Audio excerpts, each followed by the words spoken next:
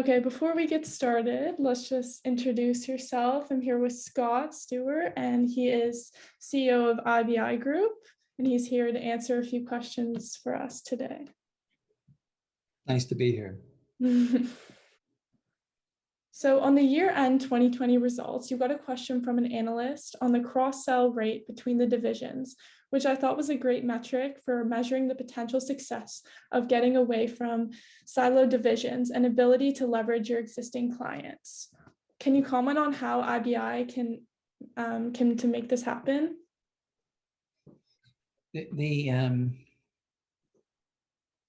Well, what we have found is that the more services we have to offer, no matter where they are at the moment, the more we can be a one-stop shop for our clients. And all of the people who are engaged with clients are attuned to what the opportunity might be, or if there's a conversation about it, we might need to do some mechanical engineering or civil engineering. There is general sense that we should contact the IBI people first to see if they can step in, because there's you don't have any friction about competing for work. It becomes more efficient because it's all internal. So you get rid of some of that friction that often happens with bringing in, let's say, another contractor or another consultant then to do the work. You have to have an agreement, you have to have the scope. And we would still do that, but you're now negotiating, and now there's price factors that come into play. So that's at the high level how we make it happen. Maybe more fundamentally, though, we have, with the pandemic in particular, but also with the platforms we're now using, we're able to engage in a much more compelling way about one IBI. And we have long branded the term one IBI. And we have often also used the term, if IBI only knew what IBI knew, how powerful we would be. And so we've always stressed collaboration and reaching out. COVID and the platforms that we're using have really facilitated that.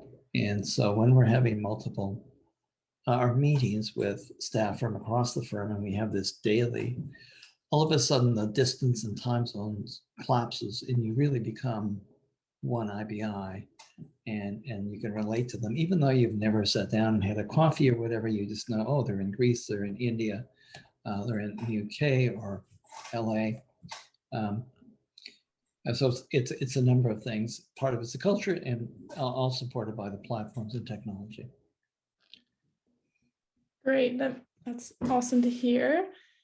Will you use this? Will you use that metric going forward as a way to help as a leading indicator of synergy? I think the simple answer is yes. And the indicator is something that we have called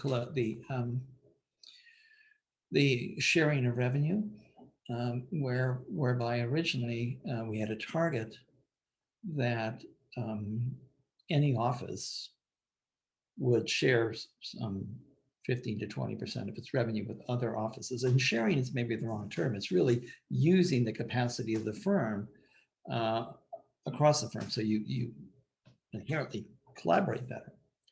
And the more revenue that an office generates, and the more the profitability, then the more there's recognition and bonuses. What we have seen now, and we didn't at the beginning have the right kinds of tools, but we have seen this tremendous growth in collaboration, so that now we're approaching 27% of the revenue of the firm is through collaboration. Work that is under contract in one office, but it's done in other offices. That is amazing, because it allows us to then balance out the peaks and valleys.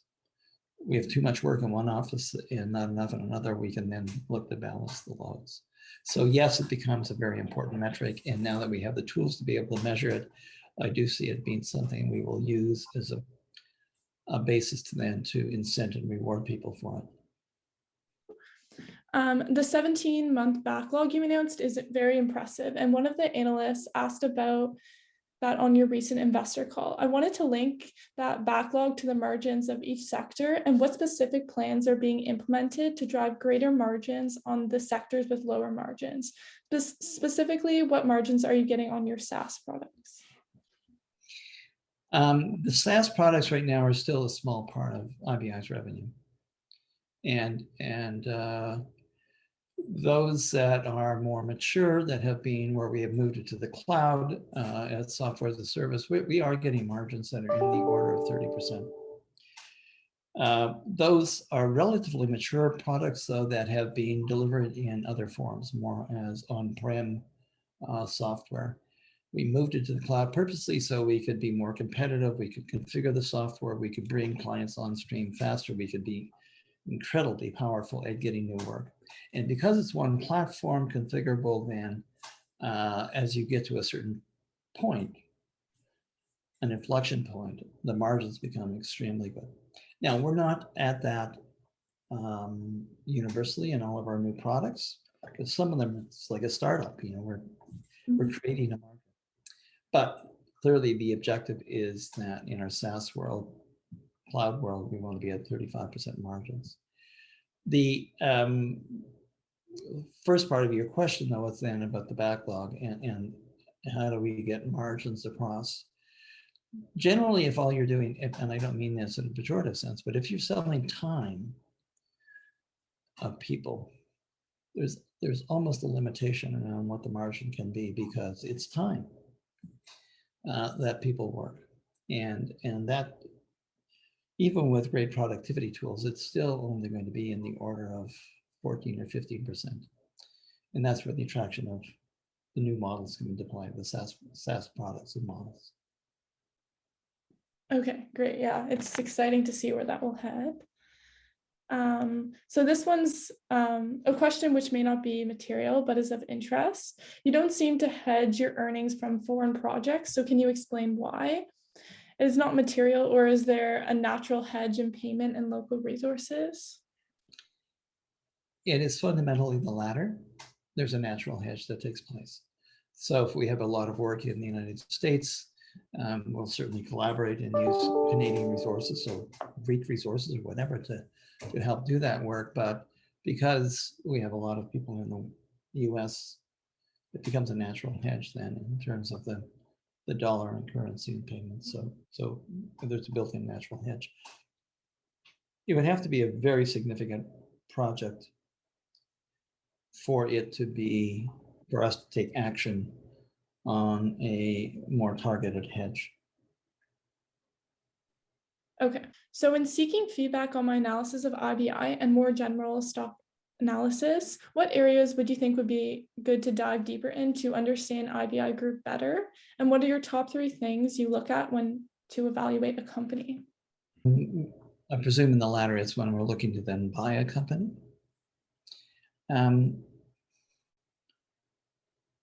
What are the areas that we would a deeper dive into understanding IBI? It really is probably most important, the technology aspect of IBI. It's been part of the DNA of the firm going back a number of years, decades.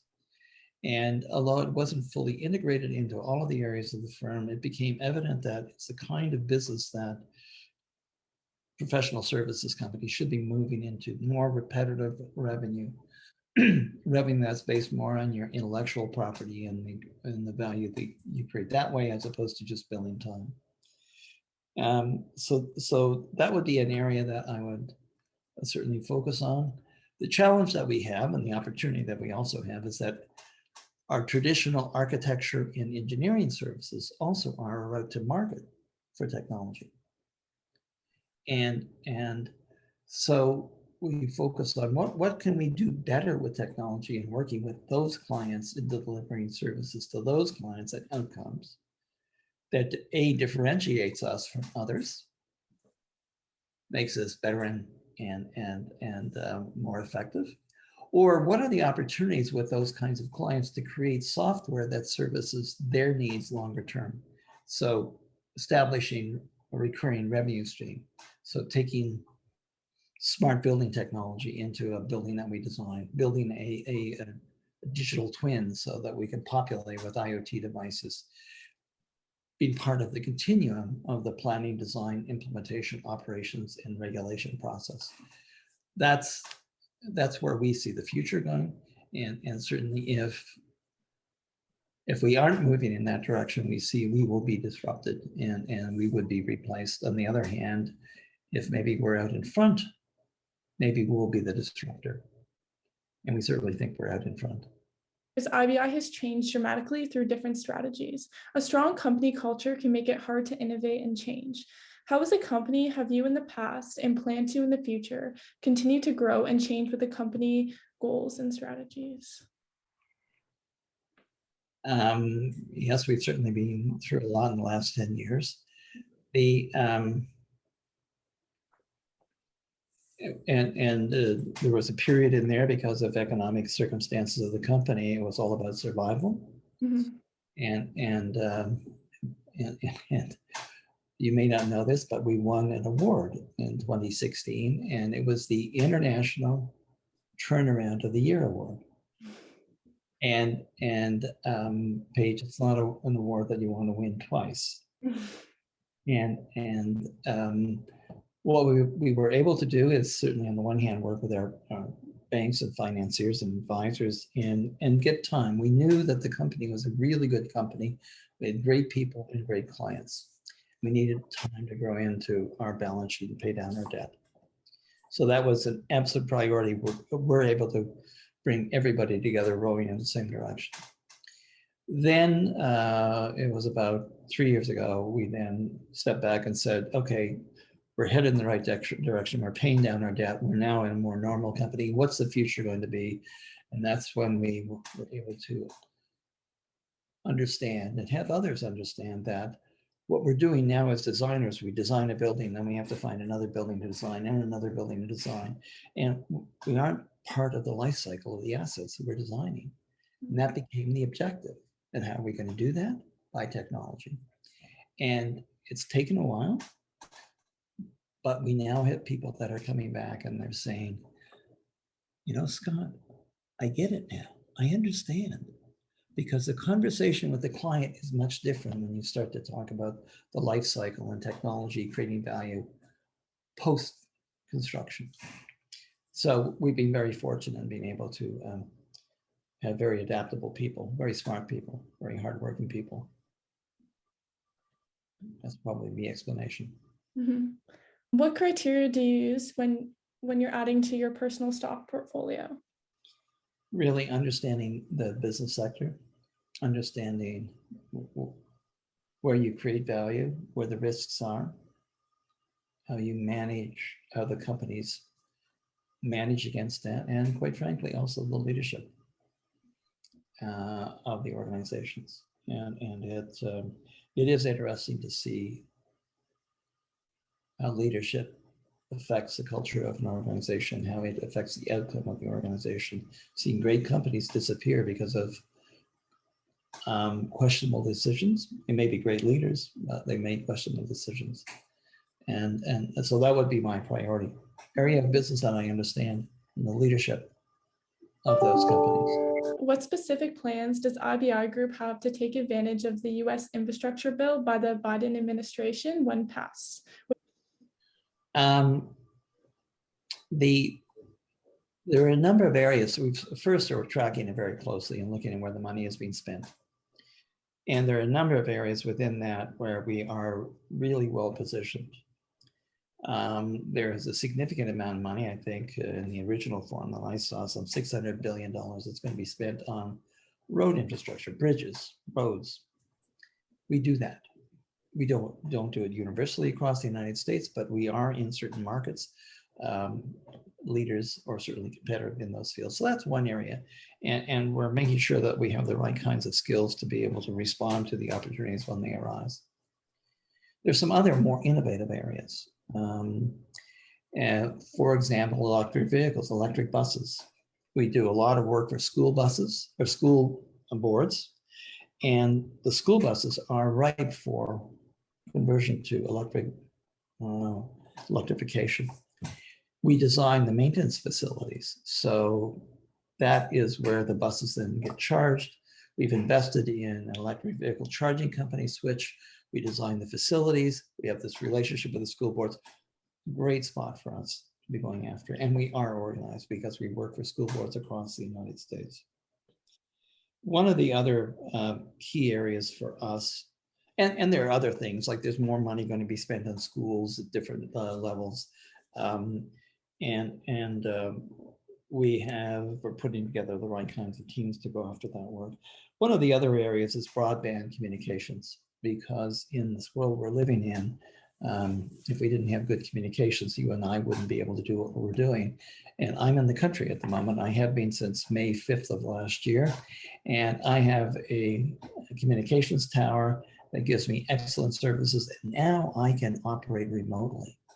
And there's a great push in a lot of money in the Biden program to support rural broadband. And so that's a priority for us. Healthcare is another priority. And within all of that, we are also then looking at opportunities to acquire in the US to give us the kind of mass that we feel we're missing and the standing that we feel we're missing in the United States. So that's what we're tracking. We're organizing to go after the work, but we also see we may have to expand our capacity to be successful. Yeah, that's great. Hopefully that comes into play soon. So next one, in Q4 of 2020, IBI crossed the equilibrium of debt to equity ratio. Are you still committed to paying off your debt? And how do you plan on ensuring paying off the company debt is a priority? And like what milestones has this opened up for new projects?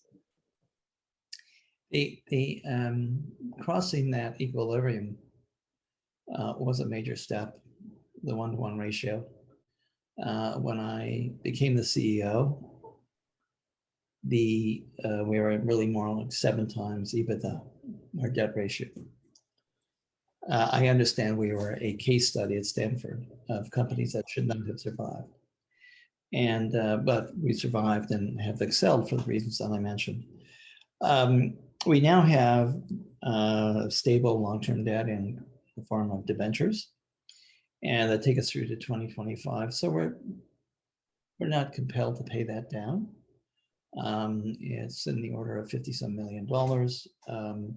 It's good, stable, long-term debt. But now we are faced with the prospect of what do we do with the equity or the value that we create. And firm size of IBI, the focus really has to be on, in our view, growth and acquisitions. And it's opened the doors.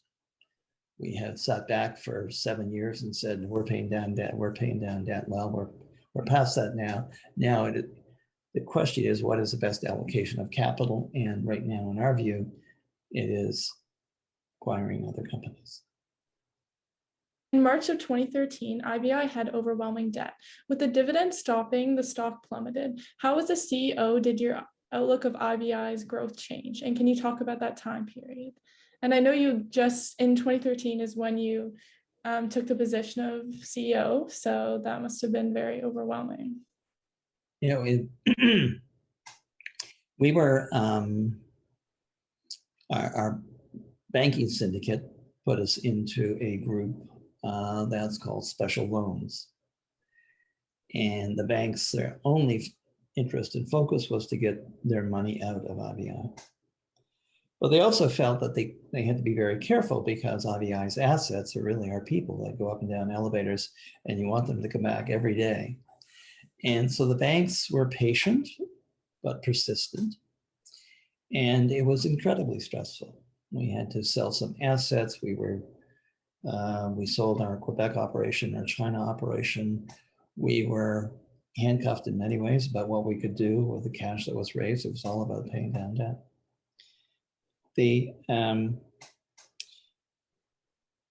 So yes, it was stressful. I can say I used to tell people, well, in stress, I sleep like a baby. I wake up every 2 hours crying.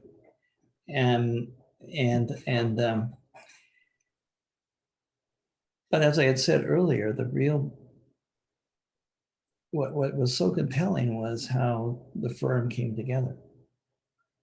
And I made the mention of what great people we have, our great clients. And I had some very pointed conversations with clients who said, "Are you going to survive?" And you take a deep breath and you say, "Yes." You shake their hands and they stay with you. And they did that. There were 2 or 3 very important contracts for us where it was pivotal to our success. We grew rapidly actually through that period. And that rapid growth and the improvement in performance allowed us to then start the program of paying down debt. We were then put back into a more normal banking arrangement. And then we kept paying down the debt. We got below 3, and 3 was a very important point in our banking arrangement. And then we did that in about 2017, 2018. And then it was time to look at what's the future. And we could have mimicked other firms where their sole objective is to have what I call a pejorative description of bums on seats, people. But our strategy is quite different. It's about applying technology in everything we do, how we work, the tools we have, the investments that we make to make it.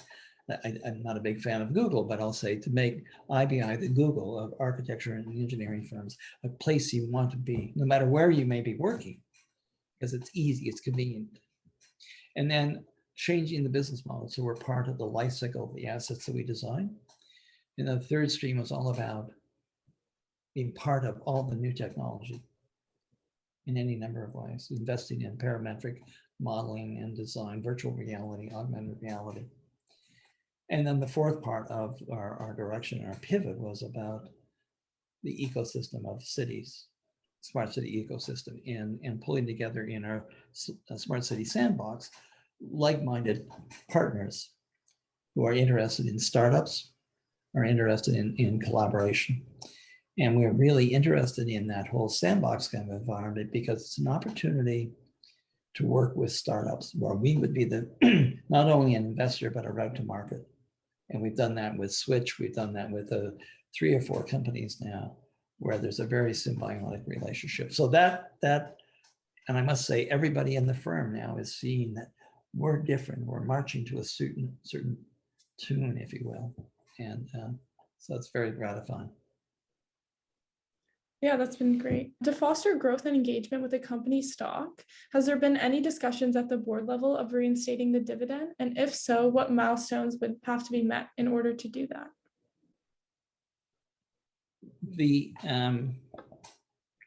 We're still a micro cap, and investors who invest in IBI are looking to growth, capital growth. And so we certainly have the strong feeling that the priority for us is going to be to take funds that are available to us and invest in acquired companies and invest in new partners or invest in new products that accelerates our growth.